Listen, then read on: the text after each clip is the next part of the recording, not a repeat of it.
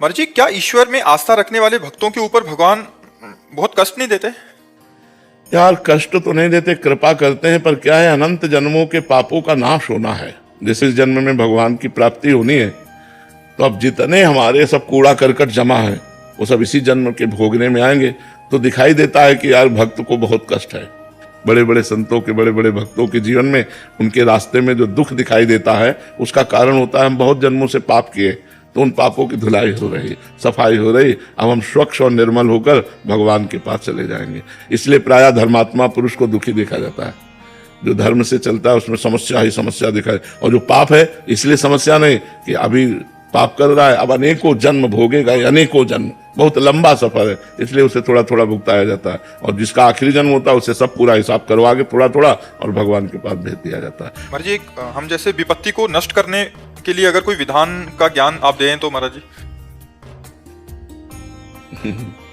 हमारा तुम्हारा तो भगवान के लिए भजन होगा, भजन। और जिनके यहाँ पुत्र भगवान बनकर के आ रहे हैं, देवकी वसुदेव, भारी विपत्ति में है ना। कितना भारी दुख है देवकी वसुदेव जी को, कितनी भारी विपत्ति है। मतलब घोर राक्षसी स्वभाव वालों का पहरा है, हथकड़ी बेड़ियां हैं, और जो पुत्र पैदा होता है वो कंस के पास ले जाते हैं और कंस उसे मार डालता है। 8वें में भगवान आए, और भगवान भी जब आए तो हथकड़ी बेड़ियों के अंतर्गत ही आए। हरी तेरी गति लखी न पड़े।